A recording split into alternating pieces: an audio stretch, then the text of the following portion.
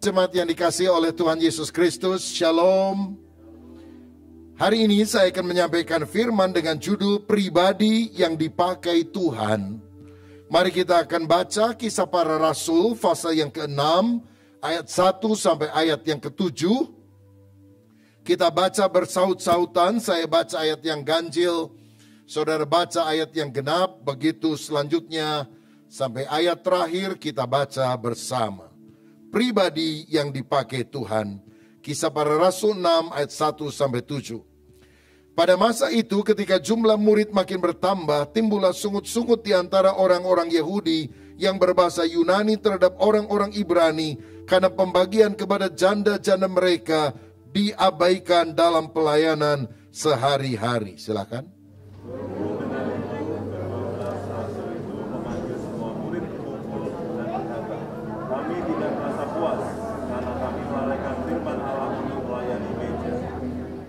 Karena itu saudara-saudara, pilihlah 7 orang dari antaramu yang terkenal baik dan yang penuh roh dan hikmat, supaya kami mengangkat mereka untuk tugas itu. Dan supaya kami sendiri dapat memusatkan pikiran dalam doa dan pelayanan firman. Usul itu diterima baik oleh seluruh jemaat. Lalu mereka memilih Stefanus, seorang yang penuh iman dan Roh Kudus, dan Filipus, Prokorus, Nikanor, Timon, Parmenas, dan Nikolaus, seorang penganut agama Yahudi dari Antioquia. Mereka itu dihadapkan kepada rasul-rasul, lalu rasul-rasul itu pun berdoa dan meletakkan tangan di atas mereka. Bersama-sama, firman Allah makin tersebar dan jumlah murid di Yerusalem makin bertambah banyak. Juga sejumlah besar imam menyerahkan diri dan percaya. Amin. Saudara, kalau kita menanam sebuah pohon, kita tentu mengharapkan agar pohon itu bertumbuh menjadi besar dan kemudian berbuah. Kalau saudara punya anak bayi, tentu kita juga ingin anak kita makin hari makin dewasa. Begitu juga dengan Tuhan yang telah menanam gerejanya di atas muka bumi. Dia ingin gerejanya bertumbuh. Bertumbuh secara kuantitas, jumlahnya makin banyak, dan juga bertumbuh secara kualitas, mutu rohaninya makin baik, makin serupa seperti Kristus. Dan inilah yang kita lihat dari keteladanan hidup jemaat mula-mula. Kisah Rasul 2 ayat 46-47. Dengan bertekun dan dengan sehati mereka berkumpul tiap-tiap hari dalam bait Allah. Mereka memecahkan roti di rumah masing-masing secara bergilir dan makan bersama-sama dengan gembira dan dengan tulus hati sambil memuji Allah, dan mereka disukai semua orang, dan tiap-tiap hari Tuhan menambah jumlah mereka dengan orang yang diselamatkan. Tiap hari ada pertumbuhan yang terjadi dalam gereja mula-mula. Saya percaya sampai hari ini pun Tuhan ingin tetap memakai kita untuk membangun kerajaan Allah. Saudara mau menjadi orang yang dipakai oleh Tuhan? Amin. Apa syaratnya? Apa kriteria orang yang dipakai oleh Tuhan? Kita mau belajar dari seorang tokoh yang bernama Filipus. Yang pertama, saya perhatikan orang yang mau dipakai Tuhan adalah orang yang harus memiliki kerohanian yang baik. Pada waktu itu jumlah jemaat mulai bertambah, tetapi pelayan Tuhan makin terbatas. Sehingga akhirnya para rasul memutuskan memilih 7 orang diaken, artinya pelayan. Saya percaya sampai hari ini pun jauh lebih banyak orang yang ingin dilayani daripada yang ingin melayani. Ladang sudah menguning, tuaian banyak, pekerjanya sedikit. Tapi tahukah saudara, kalau engkau mau dipakai untuk melayani, maka sebetulnya kita meneladani Yesus. Karena Yesus datang bukan hanya untuk dilayani, melainkan dia datang untuk melayani. Nah, 7 orang itu harus memiliki syarat yang dicatat pada ayat 3. Yang terkena baik dan penuh roh dan hikmat. Dari sini saya melihat ada 2 kriteria utama yang harus dimiliki seorang yang mau melayani. Pertama, Dia harus penuh dengan Roh Kudus dan hikmat, artinya inner man-nya bagus. Tapi yang kedua, dia juga harus terkenal baik. Outer man-nya nampak buah roh yang mengalir. Ada kasih, sukacita, damai sejahtera, kesabaran, kebaikan, kemurahan, kesetiaan, kelemah lembutan, penguasaan diri. Saya mau katakan, hati yang bertobat hanya Tuhan yang lihat. Tapi buah pertobatan harus bisa dilihat oleh orang lain. Dari mana orang tahu bahwa kita bertobat? Karena dari outer man kita mengalir hal-hal yang baik yang sudah berasal dari inner man tersebut. Matius 5 ayat 16 berkata, hendaklah kebajikan hatimu, demikianlah hendaknya terangmu bercahaya di depan orang, supaya mereka melihat perbuatanmu yang baik dan memuliakan Bapamu yang di sorga. Ini beda sekali dengan orang Farisi. Luarnya kelihatannya putih, dalamnya penuh dengan tulang busuk. Tuhan mau di dalam dan di luar sama. Itulah orang Kristen yang akan jadi teladan bagi banyak orang. Ada seorang ateis tidak percaya adanya Tuhan. Tapi satu kali dia ngomong begini kepada temannya. Saya nggak percaya Tuhan itu ada. Tapi seandainya Tuhan itu benar-benar ada, seperti katanya orang Kristen itu, dan bahkan dia benar-benar menjelma menjadi manusia, saya rasa dia adalah tetangga di sebelah rumah saya. Karena tetangganya adalah seorang misionaris yang baik sekali. Akhirnya ateis ini bertobat, bukan karena diinjili, saudara, tapi karena dia melihat keteladanan dari orang yang begitu menampilkan karakter Kristus. Di dalam Injil ini, di dalam Alkitab ini ada 4 Injil. Matius, Markus, Lukas, Yohanes. Tapi orang lain melihat Injil yang kelima, Injil yang terbuka, yaitu kesaksian kehidupan kita. Biarlah kita makin hari makin diurapi Roh Kudus, sehingga memiliki kerohanian yang berkenan kepada Tuhan. Siapa yang rindu hidup makin saleh, makin berkenan kepada Tuhan? Berikan tepuk tangan yang meriah untuk Tuhan Yesus. Yang kedua, orang yang dipakai Tuhan itu punya ciri memberitakan Injil dengan giat. Itulah yang saya lihat juga dalam hidup Filipus, kisah 8 ayat 4-6. Mereka yang tersebar itu menjelajah seluruh negeri itu sambil memberitakan Injil. Dan Filipus pergi ke suatu kota di Samaria dan memberitakan Mesias kepada orang-orang di situ. Ketika orang banyak itu mendengar pemberitaan Filipus dan melihat tanda-tanda yang diadakannya, mereka semua dengan bulat hati menerima apa yang diberitakannya itu. Filipus seorang pelayan sederhana, pelayan meja, melayani para janda. Tapi kemudian dia dipakai Tuhan menjadi seorang pemberita Injil. Dia pergi ke Samaria. Saudara tahu orang Samaria itu nggak akur sama orang Yahudi. Karena orang Yahudi mesti kawin sama orang Yahudi. Tapi orang Samaria adalah orang Yahudi yang kawin sama pendatang, sama suku yang lain. Sehingga akibatnya mereka tidak dianggap pribumi. Dipandang rendah, dipandang sebelah mata oleh orang Yahudi. Tapi kepada orang yang tersisih, kepada orang yang terpinggirkan, Filipus mau memberitakan Injil. Saya katakan bahwa pemberitaan Injil harus dilakukan kepada semua orang. Karena semua orang membutuhkan Yesus. Bukan hanya orang kaya yang perlu mendengar Injil. Orang miskin pun perlu. Bukan hanya orang dari suku tertentu yang perlu mendengar berita Injil. Semua orang membutuhkan keselamatan. Dan kita harus terpanggil untuk membawa kabar baik ini.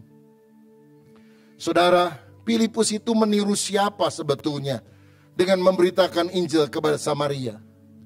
Meniru Yesus.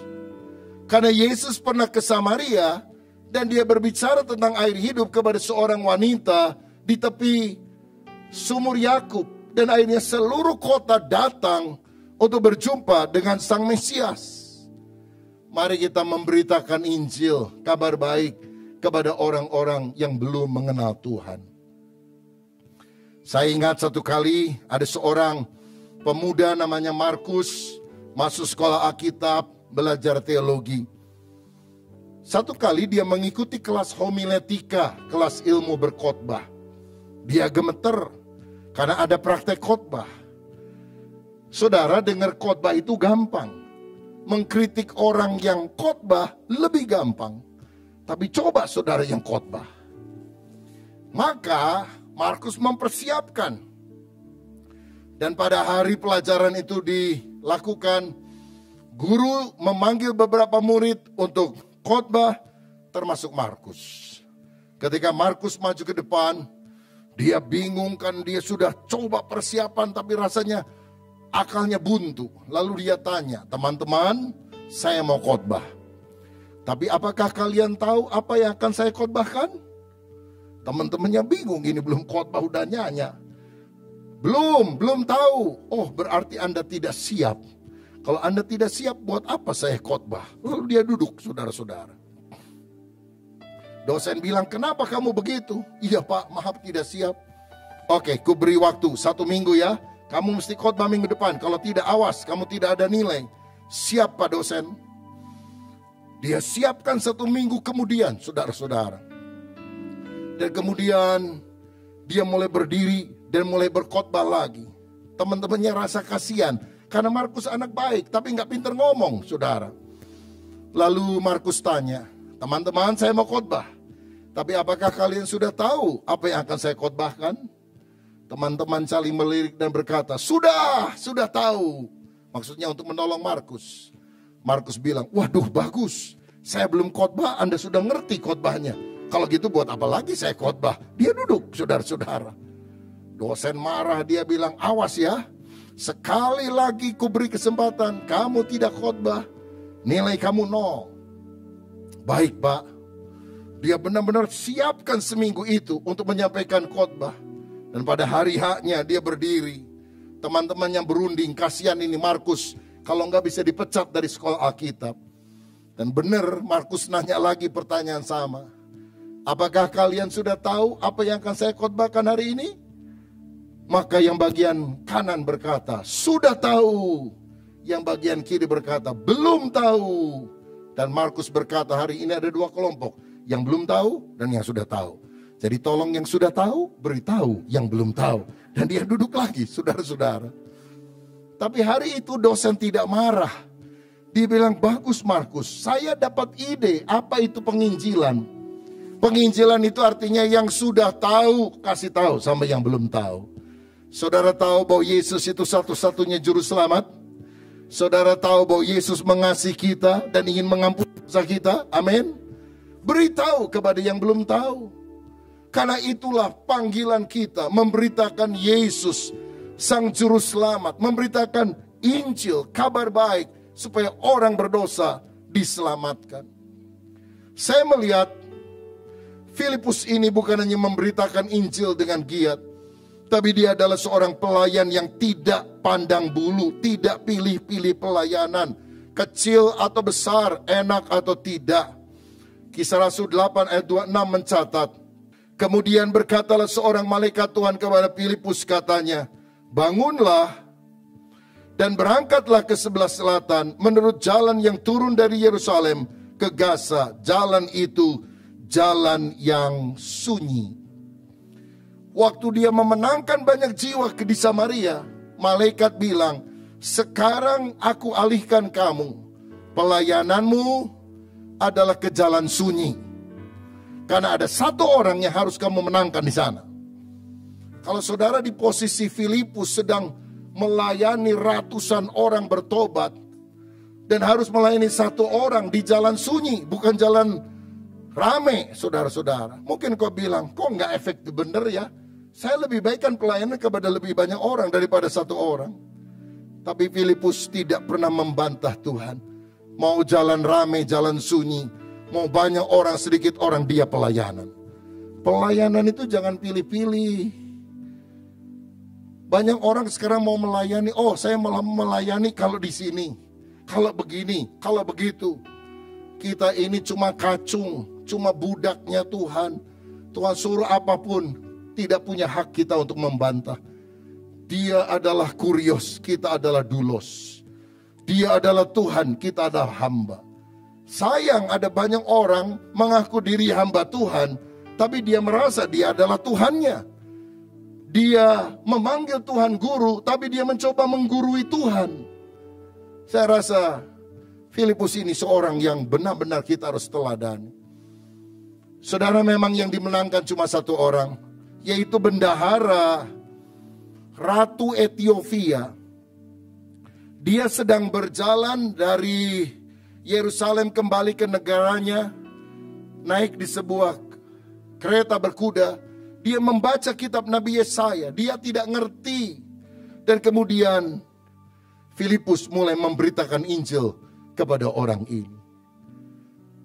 Saya mau bilang sampai pada hari ini pun semua orang membutuhkan Injil keselamatan.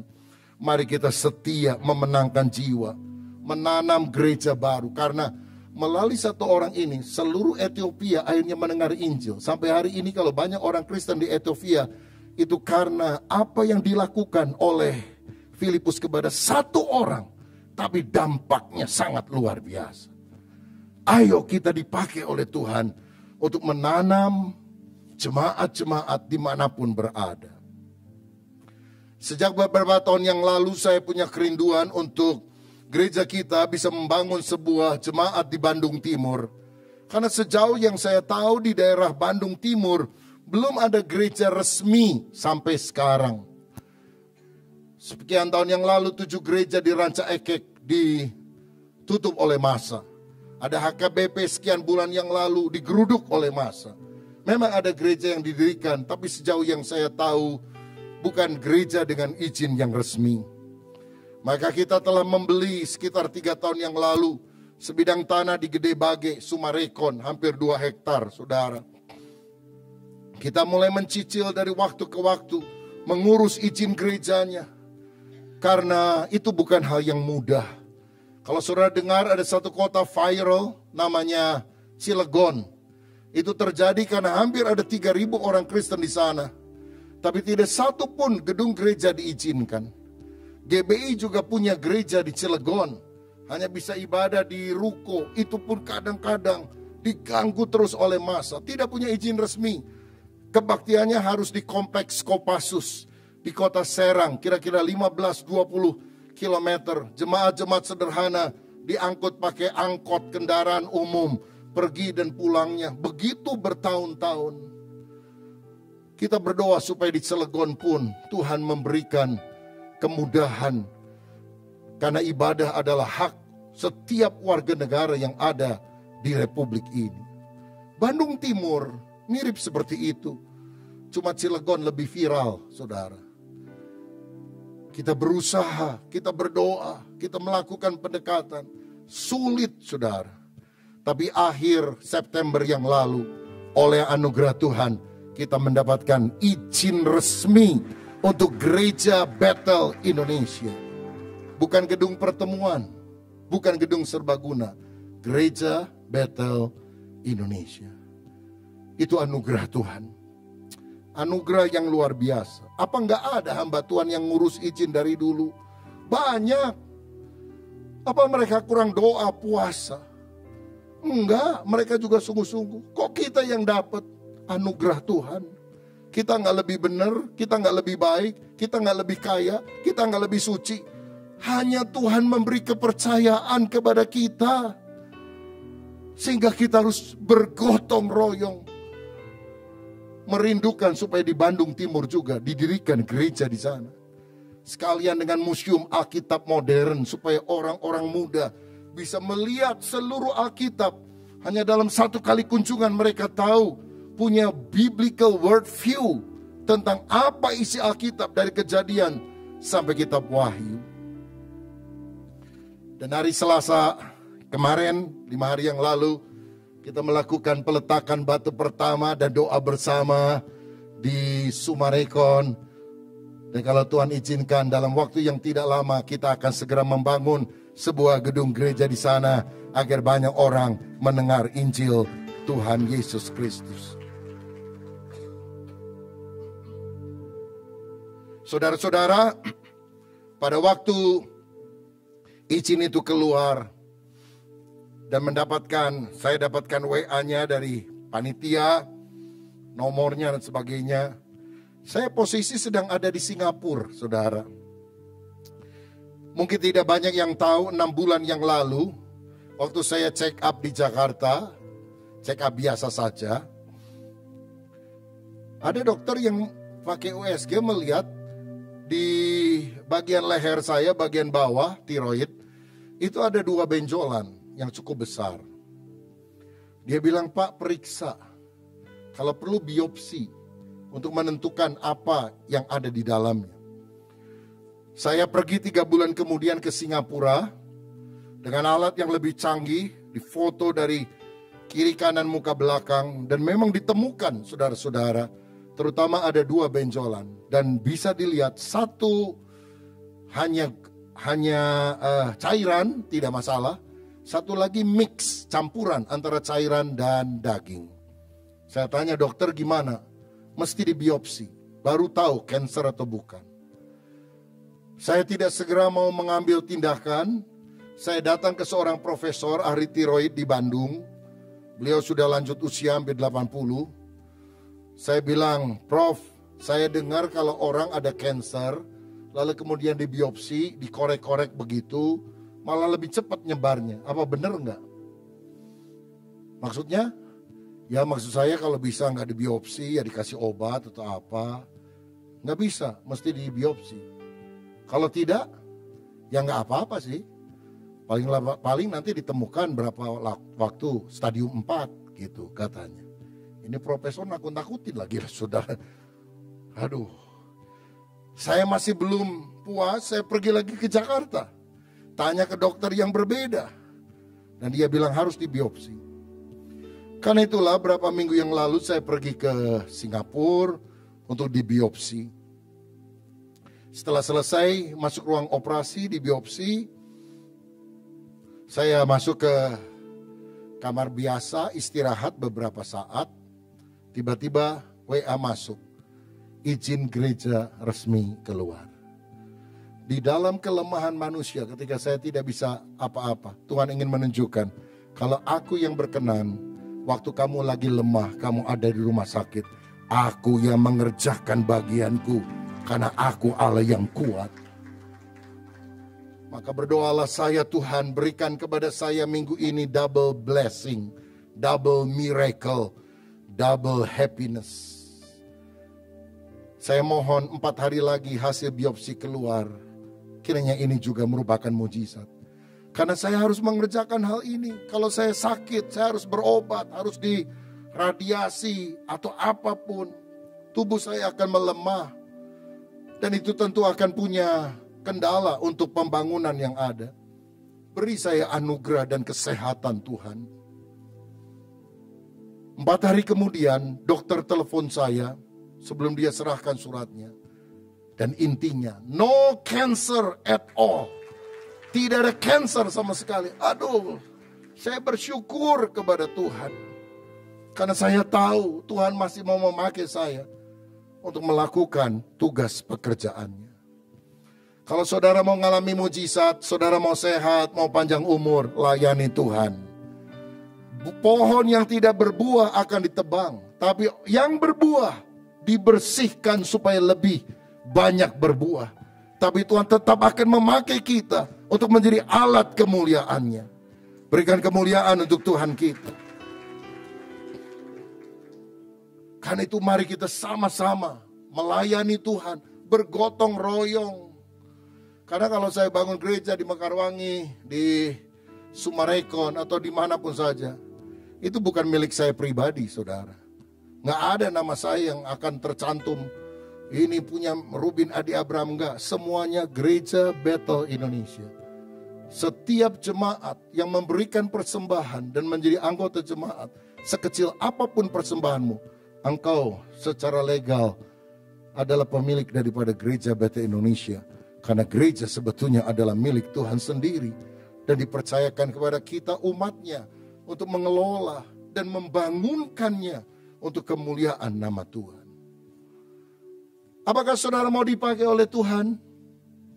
Yang ketiga, kita harus mengenal firman secara mendalam. Lihat, Kisah Rasul 8 ayat 29-31. Lalu kata roh kepada Filipus, pergilah ke situ. Dekatilah kereta itu. Filipus segera ke situ, mendengar sida-sida sedang membaca kitab Nabi Yesaya.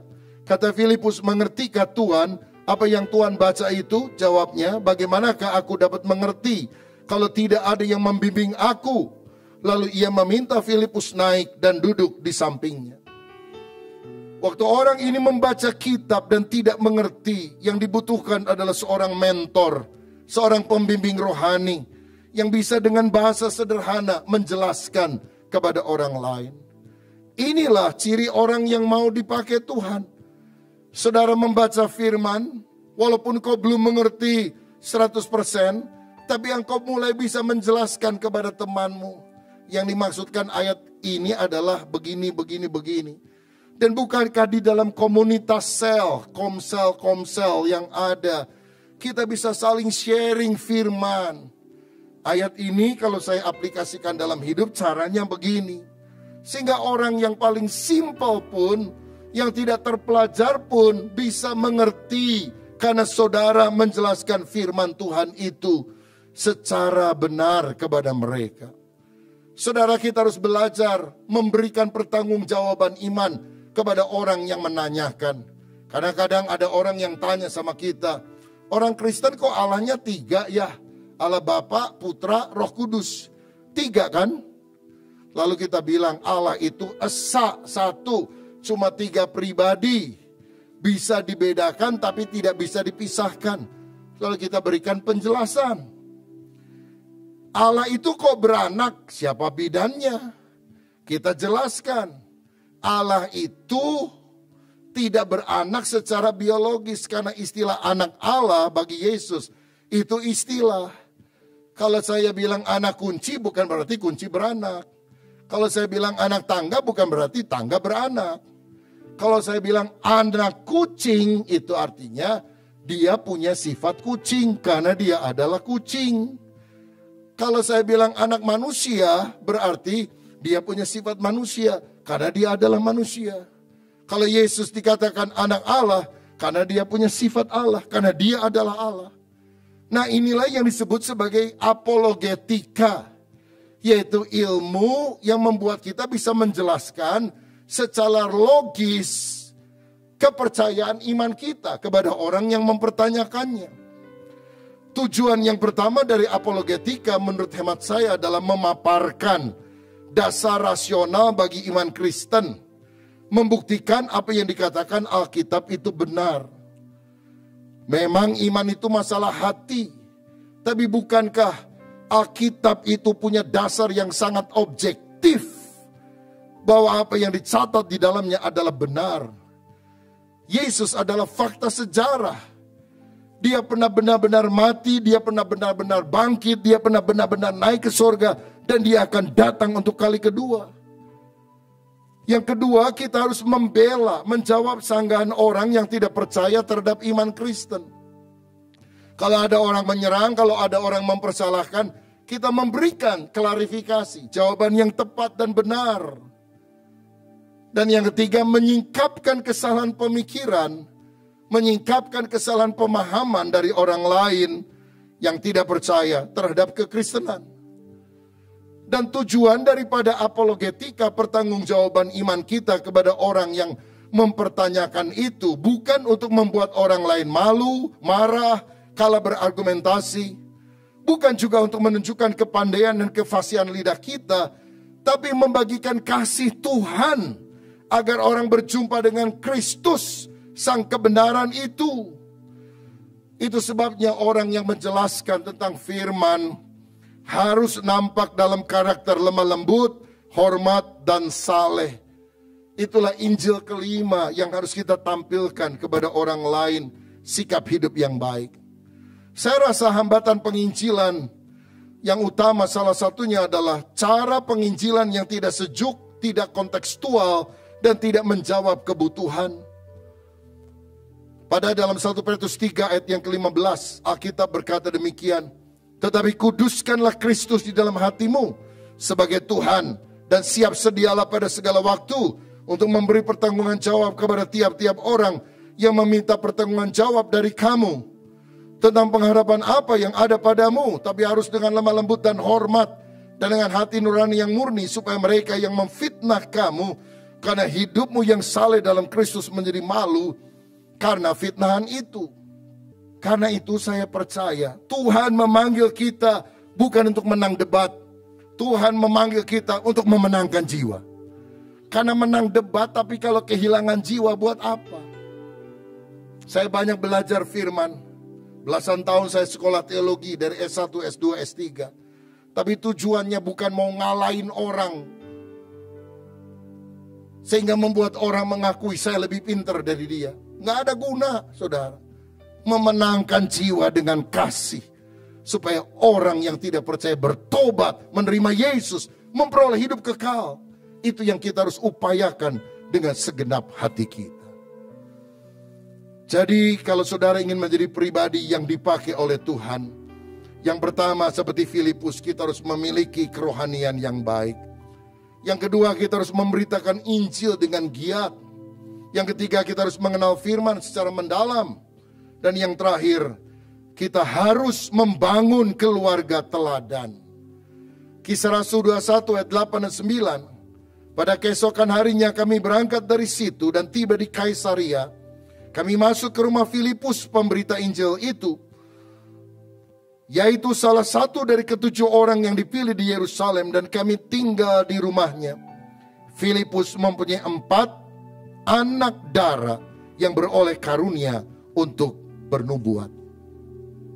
20 tahun setelah Filipus memberitakan Injil di Samaria, Paulus mengunjungi kota Kaisaria dan berjumpa dengan Filipus, salah satu dari 7 diaken. Dia menginap di rumahnya.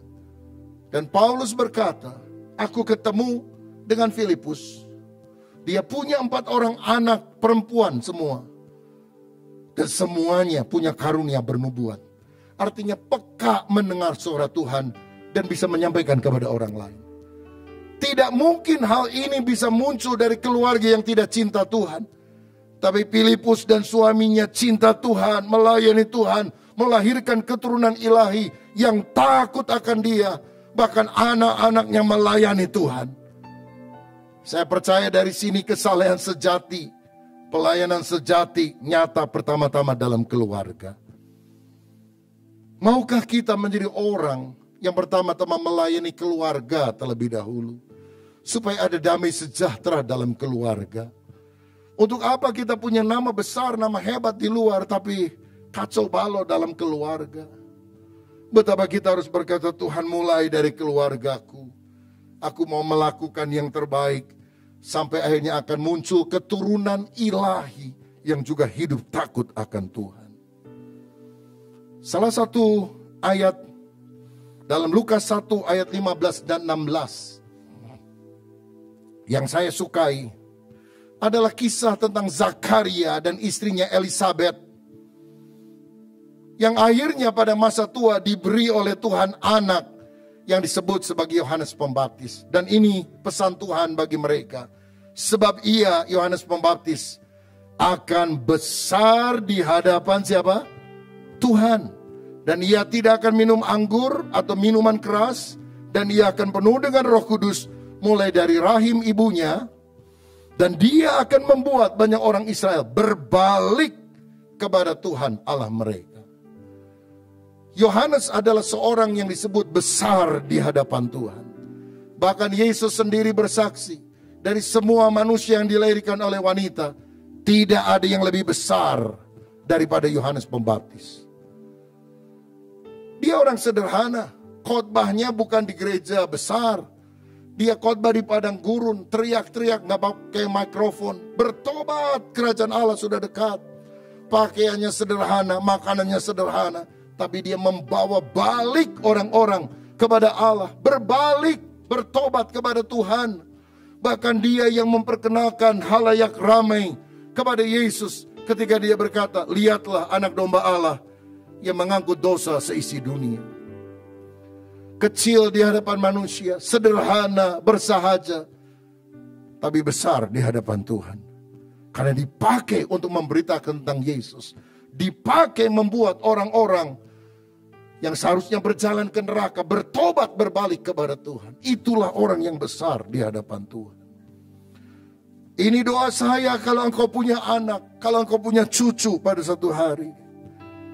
Doa dan upayakan. Mereka bukan hanya besar di hadapan manusia, tapi mereka menjadi orang besar di hadapan Tuhan. Ada banyak orang menyekolahkan anaknya ke sekolah hebat.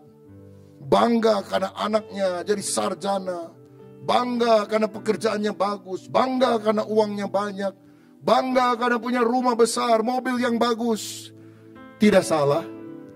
Tapi kalau mereka tidak takut Tuhan, karena mereka tidak kenal Yesus, mati masuk neraka, saudara. Saya rindu anak, cucu saya, keturunan saya, semuanya menjadi orang yang takut akan Tuhan. Menjadi orang yang besar di hadapan Tuhan. Menjadi orang yang cerita tentang Yesus kepada orang lain. Pekerjaan, talenta, profesi bisa berbeda. Tapi hati misi yang berkobar harus selalu ada. Dan itu tidak mungkin lahir dengan sendirinya kalau tidak kita punya sikap seperti Filipus dan istrinya. Seperti Zakaria dan Elisabet. Perubahan harus dimulai dari kita. Mari kita makin hari makin dewasa secara rohani. Kalau mau jadi Kristen-Kristen yang benar, saudara. Saudara hanya datang ke gereja seminggu sekali, sebulan sekali. Ya seperti saudara ke bioskop mungkin sebulan sekali, saudara ke gereja sebulan sekali. Atau yang ke bioskopnya seminggu sekali, ke gereja juga seminggu sekali. Tidak akan mengubah hidup. Tapi hari ini maukah engkau berkata, aku mau seperti Filipus. Aku mau hidup takut akan Tuhan. Sehingga itu akan transfer kepada seluruh anak-anakku. Orang yang bisa bernubuat itu peka mendengar suara Tuhan. Itu 4 anaknya mendengar suara Tuhan. Dan bisa menyampaikan pesan Tuhan kepada orang lain. Ini dahsyat sekali saudara-saudara. Maukah engkau hari ini berkata, Tuhan, kalau engkau berkenan, minimal salah satu anakku, atau kalau bapak ibu sudah lanjut usia, minimal salah satu dari cucuku menjadi orang yang besar di mata Tuhan. Aku gak peduli apa kata dunia. Mungkin dia orang sederhana biasa saja. Tapi ketika engkau urapi dia dengan Roh Kudus, pakai dia menjadi hambamu, pakai dia untuk memperkenalkan Yesus, memakai dia untuk membawa orang berbalik dari jalan yang sesat. Aku tahu dia orang yang besar di mata Tuhan. Dan itulah orang yang dipakai Tuhan. Maukah engkau berkata hari ini, jadikan saya orang sedemikian, yang melahirkan keturunan ilahi, yang memiliki keluarga yang bisa diteladani, sehingga dari keluargaku muncul orang-orang yang memberitakan Injil. Kalau itu kerinduan saudara, berdoa. Saya percaya Tuhan ada di sini, Dia akan mengabulkan doa kita sekalian. Tuhan Yesus memberkati kita. Amin.